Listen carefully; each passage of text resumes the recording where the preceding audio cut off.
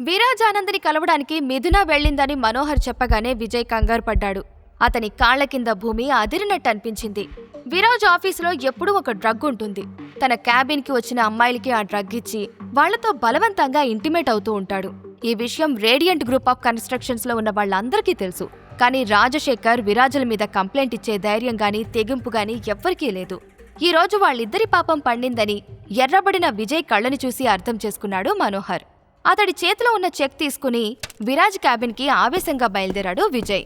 విజయ్ వెనకాల వెళ్లబోతున్న అభినవ్ చెయ్యి పట్టుకుని ఆపుతూ, చిన్నబాబుకి నీ సహాయం అవసరం లేదు. విరాజ్ దగ్గర నుండి తన భార్యను ఎలా కాపాడుకోవాలో ఆయనకి బాగా తెలుసు. అలాగే చిన్నబాబు గురించి ఈ కంపెనీలో ఎవ్వరికీ తెలియడానికి వీల్లేదు. మైండెడ్ అని హెచ్చరించాడు మనోహర్. సరే అన్నట్టు తల ఊపి ఆగిపోయాడు అభినవ్.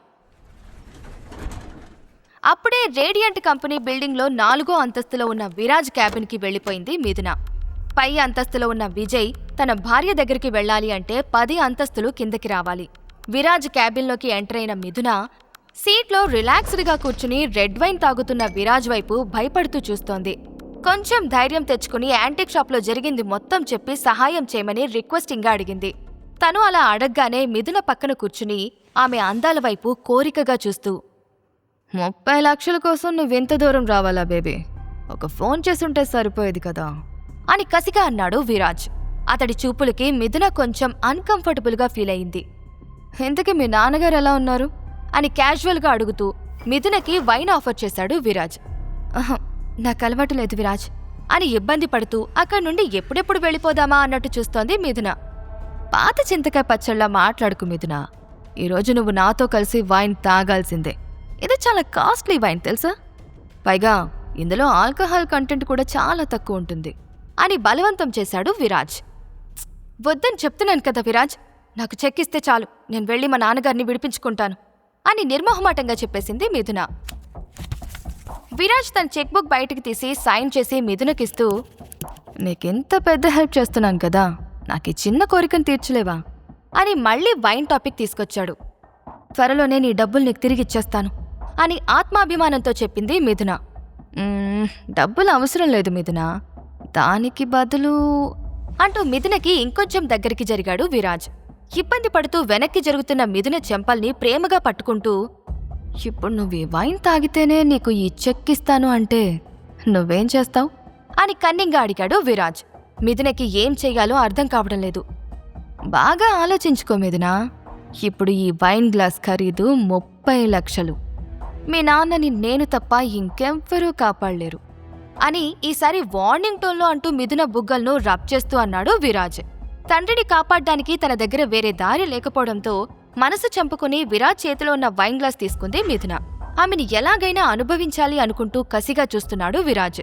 అతి కష్టంగా వైన్ గ్లాస్ని తన పెదవుల దగ్గరికి తీసుకొచ్చింది మిథున. సరిగ్గా అప్పుడే విజయ్ తలుపులు బద్దలు కొట్టుకుని లోపలికొచ్చాడు. రేయ్, ఎవడ్రా నువ్వు? నా పర్మిషన్ లేకుండా ఇక్కడికెలా వచ్చావు అని ఆవేశంగా అడుగుతూ పైకి లేచాడు విరాజ్. విజయ్ని చూసి మిథున ఆశ్చర్యపోతూ, విజయ్ నువ్వేంటిక్కడా అని తన చేతిలో ఉన్న వైన్ గ్లాస్ని కింద పెట్టేసింది. అది నేనడగాలి, అసలు మీరెక్కడికెందుకొచ్చారు? నేను రావడం కాస్త ఆలస్యమయ్యుంటే వీడు మిమ్మల్ని ఏం చేసేవాడో తెలుసా అని తన దవడ కండరాన్ని బిగిస్తూ కోపంగా అడిగాడు విజయ్. అతడి ఉద్దేశాన్ని అర్థం చేసుకుని, ఇంత చీప్గా ఎలా ఆలోచిస్తున్నావు విజయ్? మన సమస్య ఏంటో చెప్పగానే విరాజ్ డబ్బులివ్వడానికి ఒప్పుకున్నాడు అని గొడవ చెయ్యొద్దని చెప్పింది మిథున. మీకీ మనిషి గురించి తెలీదు మిథున గారు, వీడొక ఉమనైజర్ అని నిజం చెప్పేశాడు విజయ్. ఏం వాగుతున్నారో బాస్టర్డ్ అంటూ విజయ్ని కొట్టడానికి అతడి మీదికి వెళ్లబోయాడు విరాజ్. మిథున వారిద్దరి మధ్యలోకి వచ్చి, విరాజ్ ఒక్క నిమిషం, నేను చెప్పేది విను. ఇతను నా భర్త, నన్ను నీతో చూసి జలసీగా ఫీల్ అవుతున్నాడు అంతే అని గొడవని ఆపే ప్రయత్నం చేసింది.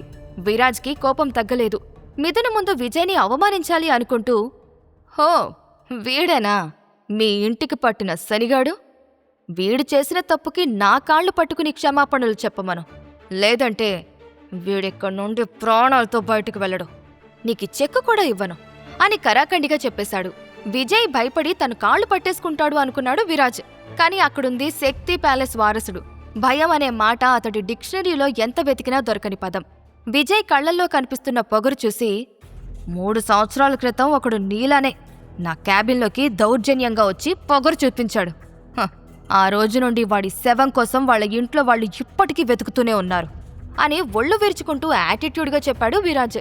అతడి మాటలకి భయపడిన మిథున, ఏం ఆలోచిస్తున్నా విజయ్? విరాజ్కి సారీ చెప్పి ఈ గొడవని ఇక్కడితో ఆపేయ్ అని చెప్పింది. సారీనా? మొరిగే కుక్క కరవదు అనే సామెత వినలేదా మీరు? వీడు ఆ కుక్కలాంటోడే అని హేళనగా నవ్వేసరికి విజయ్ కాలర్ పట్టుకున్నాడు విరాజ్. మిథున మళ్లీ ఆపాలని ప్రయత్నించింది. కాని విరాజ్ ఈసారి ఎవ్వరి మాటల్ని వినిపించుకునే స్థితిలో లేడు. భయం లేని విజయ్ కళ్లల్లోకి కోపంగా చూస్తూ, నీ జీవితాన్ని కుక్కలు చించిన విస్తరి చేయకపోతే నా పేరు విరాజే కాదురా అంటూ పోలీసులకు ఫోన్ చేసి తన కంపెనీకి రమ్మని ఆవేశంగా చెప్పాడు. అదంతా చూసి మిథున భయపడిపోయింది. చేతులు జోడించి, విజయ్కి బదులు నేను క్షమాపణలు చెప్తున్నాను, ఈ విషయాన్ని ఇక్కడితో వదిలే విరాజ్ అని కన్నీళ్లు పెట్టుకుంటూ చెప్పింది. వీడు నన్ను కుక్కతో పోల్చాడు, ఎలా వదిలేస్తాననుకుంటున్నావు? వీణ్ణి జైలుకు పంపించి నిన్ను నా సొంతం చేసుకుంటాను.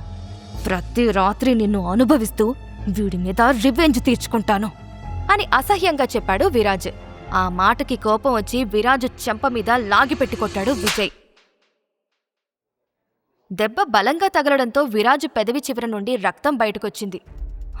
నువ్వేం చేసావో నీకైనా అర్థమవుతుందా? ఎందుకిలా గొడవని పెద్దది చేస్తున్నావు విజయ్ అని భయపడిపోతూ అడిగింది మిథున. నువ్వైపోయావ్రా, ఈ చెంప దెబ్బకి రియాక్షన్ ఎలా ఉంటుందో కాసేపట్లో చూద్దుగాని అని విరాజ్ అంటూ ఉండగా రాజశేఖర్తో పాటు కొంతమంది పోలీసులు లోపలికొచ్చారు. తన తండ్రి చేతికి ఉన్న సంఖ్యలు చూసి ఆశ్చర్యపోతూ, డాడీ, మిమ్మల్ని ఎందుకు అరెస్ట్ చేశారు అని కంగారు పడుతూ అడిగాడు విరాజ్. తన ప్రశ్నకి సమాధానం రాకముందే ఇద్దరు కానిస్టేబుళ్లు విరాజ్ దగ్గరకొచ్చి అతడి చేతికి సంఖ్యలు వేసి విజయ్ ముందు మోకాళ్ల మీద కూర్చోబెట్టారు. రేయ్, మీకేమన్నా పిచ్చి పట్టిందా? మమ్మల్ని ఎందుకు అరెస్ట్ చేస్తున్నారు అని వాళ్ళ చేతులు గింజుకుంటూ అడిగాడు విరాజ్. మీ నాన్న ప్రజల డబ్బు దోచుకున్నందుకు, నువ్వు ఈ కంపెనీ అమ్మాయిలను బలాత్కారం చేసినందుకు అరెస్ట్ చేశాం అని సమాధానమిచ్చాడు ఇన్స్పెక్టర్ శివ. విజయ్ వెంటనే విరాజ్ టేబుల్ దగ్గరికి వెళ్లి డ్రాయర్లో ఉన్న డ్రగ్ ప్యాకెట్స్ని బయటికి తీసి, ఇన్స్పెక్టర్ గారు, ఇతని మీద డ్రగ్ కేసు కూడా పెట్టండి అని ఆవేశంగా చెప్పి మిథున కింద పెట్టిన వైన్ గ్లాసును తీసుకుని, అంతేకాదు ఇన్స్పెక్టర్, ఇందులో డ్రగ్ కలిపి నా భార్య చేత తాగించాలి అనుకున్నాడు. మీరు దీన్ని ల్యాబ్కి పంపించి టెస్ట్ చేయించండి అని చెప్పాడు. ఆ వైన్లో డ్రగ్ కలిపినట్టు విజయ్కి ఎలా తెలిసిందో అర్థం కాక విరాజు జుట్టు పీక్కున్నాడు. కానిస్టేబుల్స్, ఈ తండ్రి కొడుకుల్ని కిందకు తీసుకువెళ్ళండి. కొన్నాళ్లు జైల్లో చిప్పకూడు తింటే వీళ్ళిద్దరి కొవ్వు కరుగుతుంది అని కొంచెం వెటకారంగా చెప్పాడు ఇన్స్పెక్టర్. తనని లాక్కు వెళ్తున్న కానిస్టేబుల్ చేతుల్లో గింజుకుంటూ, I will see your end అని విజయ్కి వార్నింగ్ ఇచ్చాడు విరాజ్. ఇలాంటి వార్నింగ్లకి విజయ్ భయపడే టైప్ కాదు. అందరూ వెళ్లిపోయిన తర్వాత ఏడుస్తున్న మిథున దగ్గరకొచ్చి, ఇందులో మీ తప్పేమీ లేదు మిథున గారు, వాడెంతోమంది అమ్మాయిల జీవితాల్ని నాశనం చేశాడు, అందులో మీరు లేనందుకు సంతోషపడండి అని ధైర్యం చెప్పాడు విజయ్. మిథున ఇంకా డల్గా ఉండేసరికి ఆమెను కౌగిలించుకుని ఓదార్చాలి అనుకున్నాడు. కాని మిథున తన తండ్రి గురించి తలుచుకుని బాధపడుతూ వెనకాలన్న సోఫాలో కూలబడింది. ఆమె బాధని అర్థం చేసుకున్న విజయ్ తన అడ్వకేట్ ఇచ్చిన చెక్కుని మిథునకి చూపిస్తూ, మావయ్య గారి గురించి మీరు కంగారు పడకండి మిథున గారు, నేను డబ్బు సంపాదించాను అని సంతోషంగా చెప్పాడు. 30 లక్షల చెక్కు విజయ్ దగ్గర చూసి కంగారు పడుతూ, ఇంత డబ్బు నీకెవరిచ్చారు అని నిలదీస్తున్నట్టు అడిగింది మిథున. ఆమెకి నిజం చెప్పాలి అనుకోవడం లేదు. అలా అని అబద్ధం చెప్పలేక మిథున అడిగిన ప్రశ్నకి సమాధానం చెప్పకుండా సైలెంట్గా నిలబడిపోయాడు విజయ్. అడుగుతున్నది నిన్నే విజయ్ అని ఈసారి గొంతు పెంచి అడిగేసరికి, నా ఫ్రెండ్ దగ్గర అప్పుగా తీసుకున్నాను మిథున్ గారు అని తడబడుతూ అబద్ధం చెప్పాడు. మిథునకి అతడి మాటల మీద నమ్మకం రాలేదు. ఏదో అడగబోతున్న మిథున మాటలకి అడ్డుపడుతూ, ప్రతి నెల ఈఎంఐ పద్ధతిలో కట్టేస్తే సరిపోతుంది, వాడు నా ఫ్రెండ్ కాబట్టి 1-2 రోజులు లేటైనా పర్వాలేదు అని ఈసారి దృఢంగా చెప్పాడు విజయ్. నువ్వు చెప్తుంది నిజమేనా అని కన్ఫర్మ్ చేసుకోవడానికి మరొకసారి అడిగింది మిథున. నిజమేనండి, నమ్మండి అని ప్రామిస్ చేస్తున్నట్టుగా చెప్పేసరికి విజయ్ మాటల్ని నమ్మింది మిథున. అతని చేతుల్లో ఉన్న చెక్ తీసుకుంటూ, thank you Vijay, you save my life and my family అని విజయ్ కళ్లల్లోకి ప్రేమగా చూస్తూ చెప్పింది. బహుశా పెళ్లైన ఈ 3 ఏళ్లలో విజయ్తో మిథున ఇంత ప్రేమగా మాట్లాడడం ఇదే మొదటిసారి. అప్పుడే గోడకి వేలాడుతున్న గడియారం 5 గంటలు కొట్టడంతో, ఓ షిట్, ఇప్పటికే చాలా లేట్ అయిపోయింది విజయ్, అమ్మా నాన్నలు మన కోసం ఎదురు చూస్తూ ఉంటారు అని కంగారు పడుతూ చెప్పింది. తన రొమాంటిక్ సీన్ని స్పాయిల్ చేసినందుకు గోడ గడియారం వైపు కోపంగా చూశాడు విజయ్. కన్నీళ్లు తుడుచుకుని విజయ్ చెయ్యి పట్టుకుని మిథున బయటికి పరుగు తీసింది. మరోవైపు అప్పుడే సీఎం ఆఫీస్ నుంచి బయటకు వెళ్లిన మినిస్టర్ కాసేపటికి తిరిగొచ్చి, సీఎం గారు, మన సమస్యకి సరైన సొల్యూషన్ దొరికింది సార్ అని సంబరపడుతూ చెప్పాడు. ప్రిన్స్ జాడ దొరికిందా అని ఆనందంగా అడిగాడు సీఎం మధుసూదన్. అది కాదు సార్, అసలు ఆ ప్రిన్స్ని వెతికే పనే లేదు అని చకచకా తాళాలు గుత్తులు తీసి వరుసగా టేబుల్ మీద పెడుతూ, వీటి ద్వారా తెరుచుకొని తాళం ఉండదు సీఎం గారు, ఆ సీక్రెట్ బాక్సెస్ తీసుకురండి అని అన్నాడు జగన్నాథం. సీఎం కోపంగా చూస్తూ, సరే తియ్యి చూస్తా అని ఒక సీక్రెట్ బాక్స్ని లాకర్లో నుండి బయటికి తెచ్చి టేబుల్ మీద పెట్టాడు. దాన్ని చూసిన మినిస్టర్ జగన్నాథం స్టన్ అయ్యాడు. ఏంటి సార్, దీనికి తాళం లేదు అని ముఖం ముడుచుకున్నాడు. సీఎం కోపంగా చూస్తూ, ఈ బాక్స్ని ఆ ప్రిన్స్ మాత్రమే ఓపెన్ చేయగలడు. వాళ్ల వంశంలో పుట్టిన వాళ్ళకి కొన్ని పవర్స్ ఉంటాయని తెలుసు కదా, పిచ్చి పిచ్చి పనులాపి ఆ ప్రిన్స్ జాడని కనిపెట్టు అని పళ్ళు కొరుకుతూ అన్నాడు. సీఎం కోపాన్ని చూసి వణుకుతూ, ఓకే సార్, నేను ఎలాగైనా ఆ ప్రిన్స్ జాడని కనిపెడతాను అని చెప్పి, సార్ నాకొక డౌటు అడగచ్చా అని అడిగాడు జగన్నాథం. ముందు చెప్పిన పని చెయ్యి, ఆ తర్వాత నీ డౌట్స్ని అడుగు. నువ్వేం అడగాలనుకున్నావో కూడా నాకు తెలుసు, ప్రతిదానికి ఒక పరిష్కారం ఉంటుంది అని చెప్పాడు సీఎం మధుసూదన్. యాంటిక్ షాప్లో ప్రేమ్చంద్ మనుషుల మధ్య ఖైదీల్లా కూర్చున్నారు మిథున తల్లిదండ్రులు. అప్పటికే తను ఇచ్చిన సమయం అయిపోవడంతో, రే ముసలోడా, నీ కూతురు డబ్బు తీసుకొస్తుందా లేదా అని కోపంగా అడిగాడు ప్రేమ్చంద్. సరిగ్గా అప్పుడే అక్కడికొచ్చిన కూతుర్ని చూస్తూ, అమ్మ మిథున, డబ్బులు దొరికాయా అని టెన్షన్ పడుతూ అడిగింది రత్నప్రభ. హా అమ్మా అంటూ విజయ్ ఇచ్చిన చెక్ని రత్నప్రభకి చూపించింది మిథున. నేను చెప్పాను కదా మిథున, విరాజు చాలా మంచోడని, చూసావా నువ్వు అడగ్గానే డబ్బులు ఎలా ఇచ్చాడో అని విరాజ్ గురించి గొప్పగా ఊహించుకుంటూ చెప్పింది రత్నప్రభ. మిథున పక్కనున్న విజయ్ అత్తగారి మాటలకి గొంతు సవరించుకున్నాడు. అతన్ని చూడగానే తోక తొక్కిన త్రాచులా, మళ్ళీ ఇక్కడికెందుకొచ్చావ్రా, మమ్మల్ని వదిలేసి వెళ్ళిపోయావు కదా అని కోపంగా అరిచింది రత్నప్రభ. అమ్మా నేను చెప్పేదొకసారి అని విజయ్ చేసిన సహాయం గురించి చెప్పబోతున్న మిథున్ని ఆపి, ఇలాంటోడి కోసం నువ్వు విరాజ్ని వద్దంటున్నావా, వీడు చేతకానోడే కాదు తిరుకోడు కూడా అని రెచ్చిపోయింది రత్నప్రభ.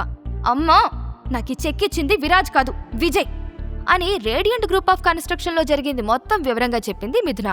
కూతురు మాటలకి ఒక్కసారిగా షాక్ అయి, వీడు అబద్ధం చెప్తున్నాడు, ఉద్యోగం సద్యోగం లేనోడిని నమ్మి 30 లక్షలు ఎవరిస్తారు అని దుమ్మెత్తిపోసింది రత్నప్రభ. తన ఫ్రెండ్ ఇచ్చారంట అని మిథున చెప్పడంతో, అవునా, అయితే ఒకసారి నీ ఫ్రెండ్కి ఫోన్ చేసివ్వు, ఏ ధైర్యంతో నీకు అప్పిచ్చాడో కనుక్కుంటాను అని విజయ్ కళ్లలోకి సూటిగా చూస్తూ అడిగింది రత్నప్రభ. ఇలాంటి సిచ్యువేషన్ వస్తుందని విజయ్ ఊహించలేదు. ఇప్పుడు మనోహర్కి కాల్ చేసి మాట్లాడిస్తే ఖచ్చితంగా తన ఐడెంటిటీ బయటపడిపోతుంది. ఏం చెయ్యాలో అర్థం కాక దిక్కులు చూశాడు విజయ్. ఏం చేస్తున్నావు, కాల్ చేయి అని అరిచింది రత్నప్రభ. విజయ్ ఐడెంటిటీ బయటపడుతుందా? విజయ్ జాడను సీఎం కనుక్కుంటాడా? విజయ్ మీద రివెంజ్ తీర్చుకోవడానికి విరాజ్ ఏం చేయబోతున్నాడు? ఈ ప్రశ్నలకు సమాధానాలు తెలుసుకోవాలంటే నెక్స్ట్ ఎపిసోడ్ వినాల్సిందే. క్రింద ఇచ్చిన లింక్ ని క్లిక్ చేసి పాకెట్ ఎఫ్ఎం యాప్ ని ఇన్స్టాల్ చేసుకోండి. Stay tune to pocket FM.